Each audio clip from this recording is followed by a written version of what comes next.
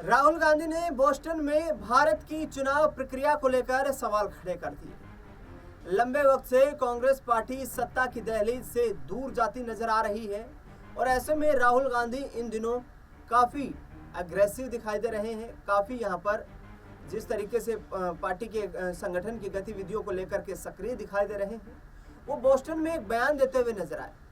उन्होंने कहा कि जिस तरीके से भारत में चुनाव को पिछले 10-11 सालों में संपन्न करवाया जा रहा है, वो लोकतांत्रिक प्रक्रिया के अधीन नहीं है। चुनाव आयोग सरकार के दबाव में काम कर रहा है। राहुल गांधी के इस बयान को लेकर बीजेपी ने कांग्रेस पार्टी को निशाने पर लिया, करारा हमला भी बोला। कांग्रेस पार्टी पर निशाना साधते हुए बीजेपी ने कहा कि राहुल गांधी बार बार विदेशों में जाकर भारत की छवि को खराब कर रहे हैं। राहुल गांधी के ये बयान ये दर्शाते हैं कि विदेश से प्रेम नहीं करते हैं, बल्कि विदेशों में उनका इंटरेस्ट है। इसके साथ साथ राहुल गांधी को लेकर भारतीय जनता पार्टी ने ये भी कहा है कि बार बार वो देशद्रोह जैसे काम बाहर जाकर कर रहे हैं। ऐसे में उनके खिलाफ सख्त कार्यवाही भी होनी चाहिए।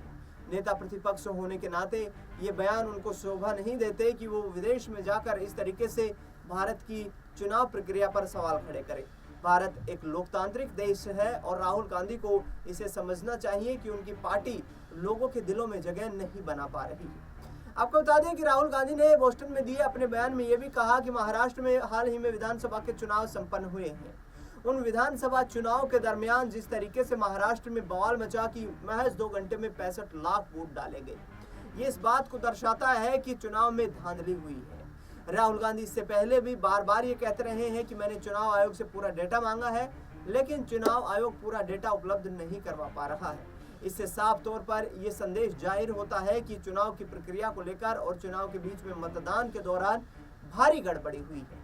राहुल गांधी ने कहा कि महाराष्ट्र में भारतीय जनता पार्टी की सरकार नहीं बन सकती थी, क्योंकि इसके पीछे अधिकारियों ने और चुनाव आयोग का गैर कानूनी तरीके से इस्तेमाल किया है। राहुल गांधी ने कहा कि महाराष्ट्र में इंडिया गठबंधन को 48 में से 31 सीटों पर लोकसभा चुनाव में जीत हासिल हुई थी। ऐसे में इंडिया गठबंधन काफी मजबूत महाराष्ट्र में नजर आ रहा था और सरकार बनाने के लिए पूरी हमारी तैयारी थी, लेकिन गलत तरीके से वोट बनाए गए और गलत तरीके से ही राहुल गांधी ने कहा कि वोटिंग प्रोसेस हुआ।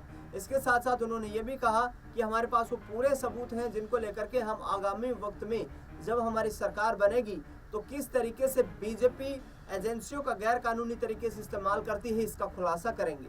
राहुल गांधी महाराष्ट्र की हार से काफ़ी नाराज हैं। इसके साथ साथ उन्होंने हरियाणा की हार पर भी जिक्र किया और कहा कि कुछ सीटों पर महज कुछ वोटों से हमें जानबूझकर हराया गया। सभी टीवी के एग्जिट पोल यहाँ कांग्रेस पार्टी के समर्थन में अपना जो है एग्जिट पोल दिखा रहे थे, डेटा दिखा रहे थे, लेकिन वहाँ पर भी चुनाव में बड़ी गड़बड़ी देखने को मिली, जिसका हश्र ये हुआ कि हरियाणा में भी हमें हार का सामना करना पड़ा। राहुल गांधी इसके साथ साथ आपको बता दें कि लगातार प्रधानमंत्री नरेंद्र मोदी अमित शाह की कार्यशैली पर सवाल उठा रहे हैं। उन्होंने बोस्टन में दिए गए अपने बयान में कहा कि भारत में विपक्षी नेताओं को प्रताड़ित किया जा रहा है, विपक्ष को खत्म करने की कोशिश की जा रही है।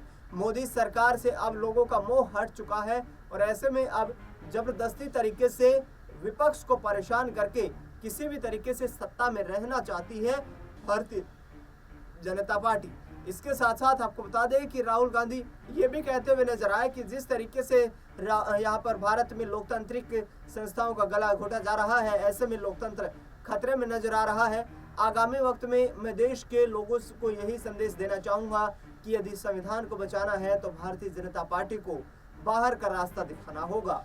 अब देखना दिलचस्प होगा कि राहुल गांधी के बयान पर मचा बवाल किस तरीके से शांत हो पाता है और महाराष्ट्र के चुनावी नतीजों को लेकर जो डाटा कांग्रेस पार्टी के पास है उनको लेकर के कांग्रेस पार्टी क्या न्यायपालिका का यानी कि सुप्रीम कोर्ट का दरवाजा किस तरीके से खटखटाती हुई नजर आती है। फिलहाल इस खबर में इतना ही। देश दुनिया से जुड़ी तमाम बड़ी खबरों के लिए देखते रहिए नेक्स्ट 9 पॉलिटिकल बाइट।